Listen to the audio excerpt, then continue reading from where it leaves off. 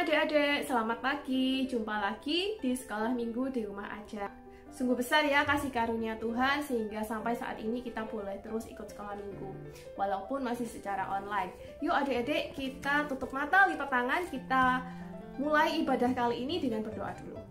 Tuhan Yesus, terima kasih untuk hari ini kami boleh ikut sekolah minggu lagi walaupun masih secara online. Tuhan, kiranya Engkau menyertai kami, kiranya Engkau membuka hati kami sehingga semua yang kami dengarkan boleh menjadi rema di hati kami boleh memuji dengan riang dan sukacita. Di dalam nama Tuhan Yesus kami berdoa mengucap syukur, haleluya, amin. Mari kita awali persekutuan kita dengan sebuah pujian.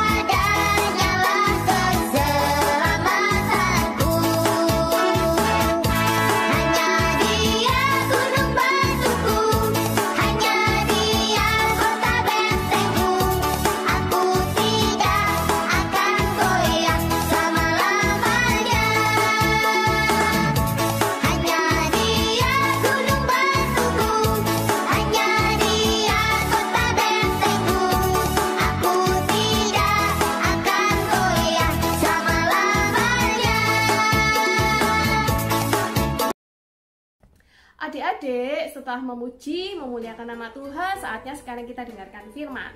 Nah, sebelum kita dengarkan firman, ayo kita dengarkan ayat hafalan untuk hari ini. Diambil dari Yakobus 1 ayat 17. Setiap pemberian yang baik dan setiap anugerah yang sempurna datangnya dari atas dan diturunkan dari Bapa segala terang. Adik-adik, mari kita buka firman dengan berdoa dulu ya. Yuk kita tutup mata lagi. Tuhan Yesus, sebentar kami mau dengarkan firman-Mu. Kiranya firman ini boleh melekat di hati kami dan boleh menjadi penuntun dalam setiap keseharian kami. Boleh kami lakukan segala yang baik. Terima kasih Tuhan, hanya ke dalam tangan-Mu kami berdoa. Haleluya, amin.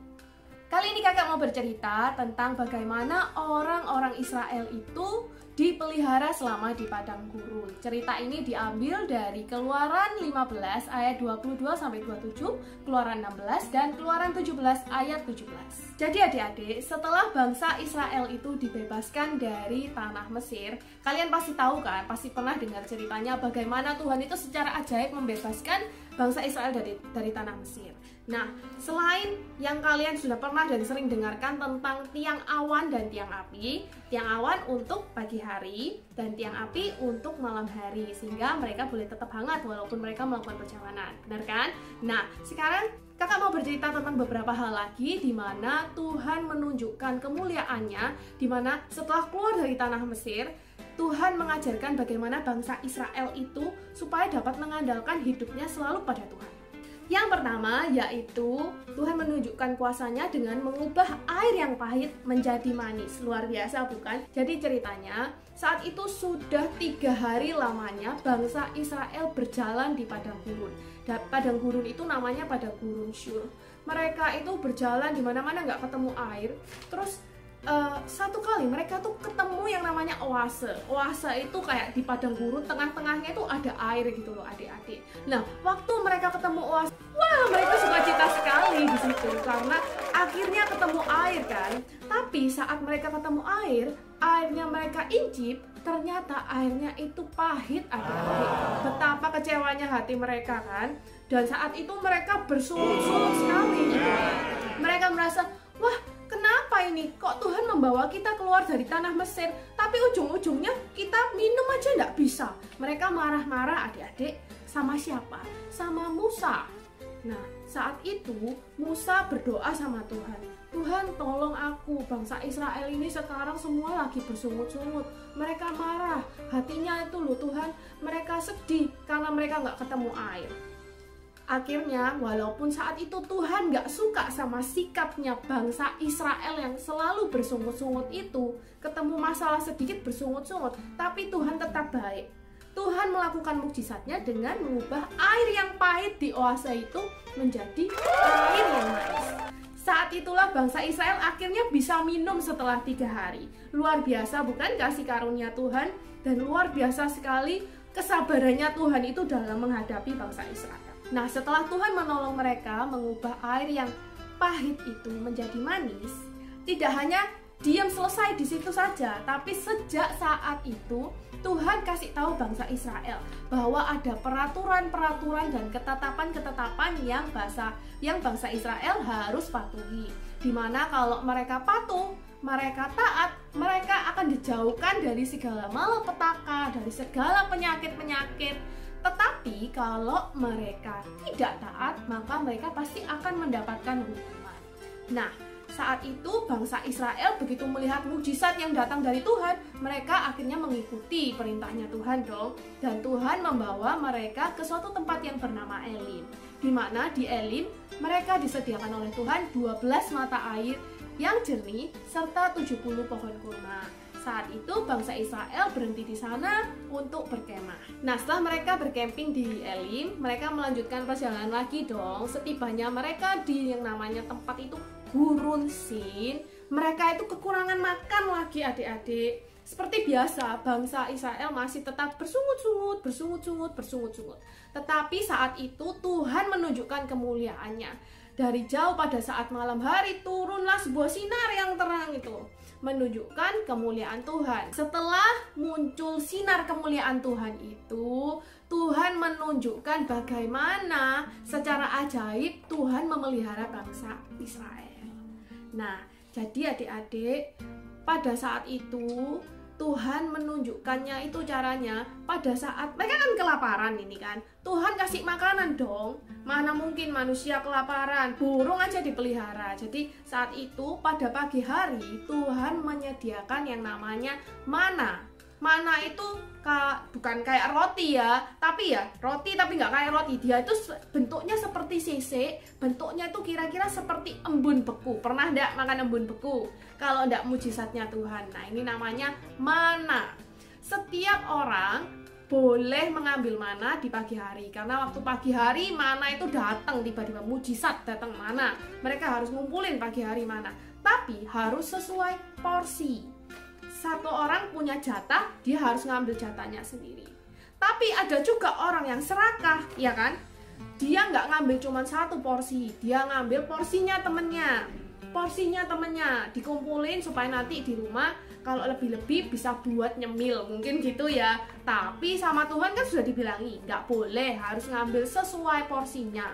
Akhirnya yang terjadi adalah mana yang diambil bukan jatahnya itu jadi busuk. Bau sekali, enak. Makanya kita tuh nggak boleh ya jadi orang yang seperti itu. Kalau kita sudah dikasih tahu sama Tuhan, sama orang lain, sama ibu guru, ambil sesuai porsimu, maka lakukan sesuai apa yang dikatakan. Jangan lakukan sebaliknya, nanti kayak bangsa Israel loh. Nah, kalau hari biasa, kalian tahu weekend, weekdays, Tuhan Yesus juga tahu weekend, weekdays. Jadi kalau weekend sudah dikasih aturan cuma boleh ngambil seporsi. Kalau weekdays alias Sabtu boleh ngambil sampai 2 porsi. Peraturan ini dilakukan seperti saat penciptaan Tuhan. Ada 7 hari, 6 hari bekerja, hari yang ketujuh waktunya beristirahat. Dan pada malam hari Tuhan menyediakan burung puyuh. Dan harus diambil sesuai porsinya lagi ya. Adik-adik, sungguh luar biasa kan kemurahan Tuhan? Dia selalu memelihara sehingga bangsa Israel tidak kelaparan. Pada saat peristiwa inilah Tuhan memberitahu bangsa Israel bahwa Akulah Tuhan Allahmu. Jadi wajib itu kita mengikuti perintah Tuhan, mengendalikan kehidupan kita kepada Tuhan saja. Kemudian mujizat yang selanjutnya adalah bagaimana Tuhan membuat mujizat air bisa keluar dari dalam batu. Wow, luar biasa kan adik-adik? Jadi ceritanya itu pada waktu di daerah Gunung Rafidim, bangsa Israel lagi-lagi tidak bisa menemukan air. Haus lagi. Akhirnya yang terjadi apa? Bukannya bangsa Israel itu semuanya berdoa, minta sama Tuhan, Tuhan aku kasih air, aku kasih air. Lagi-lagi bangsa Israel bersungut-sungut, selalu bersungut-sungut. Jadi pada saat itu Musa marah sekali. Aduh, bangsa Israel ini ya sudah ditolong sama Tuhan bolak-balik, tapi kok masih bersungut-sungut terus. Kenapa kok tetap tuh loh nggak bisa mengandalkan hidupnya sama Tuhan? Kenapa? Akhirnya Musa pergi lagi lah menyendiri berdoa sama Tuhan. Tuhan tolong tunjukkanlah kuasamu, mujizatmu lagi sama bangsa Israel. Saat itu Musa akhirnya dikasih tahu Tuhan harus melakukan apa. Musa akhirnya ke bangsa Israel, dia pukul sebuah batu, jedur. Batunya dari dalam batu itu akhirnya keluar air. Wah, mujizat lagi Tuhan masih tetap kasih ke bangsa Israel. Dengan harapan bahwa bangsa Israel bisa belajar untuk mengandalkan kehidupannya pada Tuhan. Jadi adik-adik, sampai di sini cerita kakak kali ini. Nanti cerita-cerita lainnya akan dibahas sama kakak-kakak yang lain. Tapi di sini kakak mau kembali mengulas sedikit ya adik-adik. Dari cerita ini maknanya apa? Adik-adik harus belajar jadi orang yang sukacita, yang harus belajar untuk meletakkan kepercayaan kita, bagaimana kita mengandalkan Tuhan itu selalu dalam kehidupan kita. Ya, jangan jadi orang yang kayak bangsa Israel ya, sudah diturunkan mukjizat segitu banyaknya itu kena jeduk sedikit sudah ya kan? Mana suka sih orang melihat kayak gitu, apalagi Tuhan ya yang setiap kali bisa melihat kita terus. Nah, jadi adik-adik, jadilah orang yang taat akan firman Tuhan, jadilah orang yang terus sukacita, jadilah orang yang nggak boleh kayak emosian suka marah. Adik-adik nggak bisa main orang COVID, adik-adik uang jajannya kurang, adik-adik lagi enak pingin main keluar janjian sama temen, tahu-tahu sama ibu dibilang nggak boleh keluar, langsung adik-adik aduh ya apa sih ini, nggak boleh. Adik belajarlah jadi anak yang taat akan firman, nggak boleh bersungut-sungut, anak yang manis ya. Tuhan akan selalu menyertai kamu, Tuhan akan selalu membuat mujizat dalam kehidupan kamu. Tapi kayak bangsa Israel, tadi Tuhan sudah bilang kan, kalau kamu taat firman, kamu akan dipelihara. Tapi kalau kamu nggak taat firman, nanti akan dihukum. Oke? Adik-adik, kali ini kita mau melihat cerita animasi yang seru sekali, di mana diceritakan ada sebuah tongkat yang ajaib seperti tongkatnya Musa adik-adik, dan melalui tongkat ini dapat mengubah dunia yang awalnya adalah suram kemudian menjadi dunia yang cerah. Juga diceritakan bahwa tongkatnya bukan yang berkuasa, tetapi karena tongkat itu ada kuasa dari Tuhan sehingga menjadi tongkat yang berkuasa.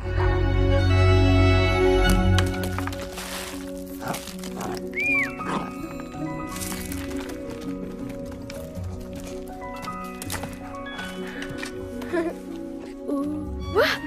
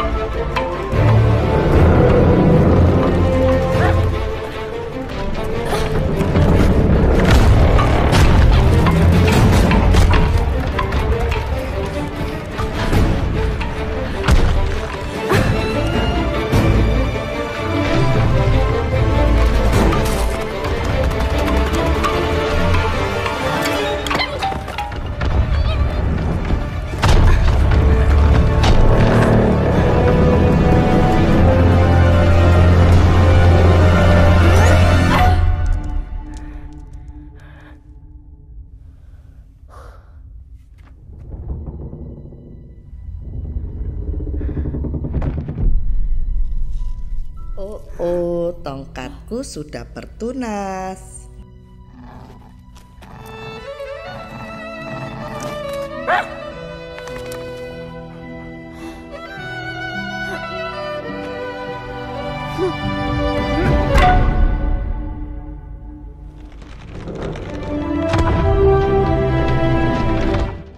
Ada tertulis di dalam Matius 4 ayat 16, bangsa yang diam dalam kegelapan telah melihat terang yang besar, dan bagi mereka yang diam di negeri yang dinaungi maut telah terbit terang.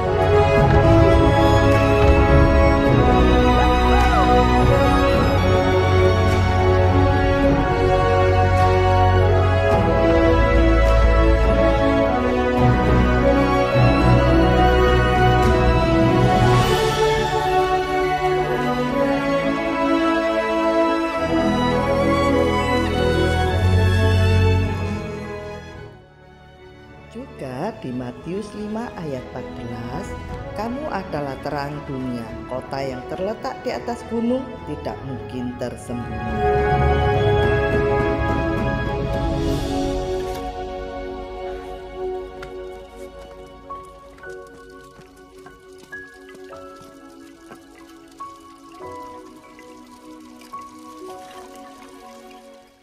Sebab Matius 5 ayat 16 berbunyi, demikianlah hendaknya terangmu bercahaya di depan orang, supaya mereka melihat perbuatanmu yang baik dan memuliakan Bapamu yang di surga.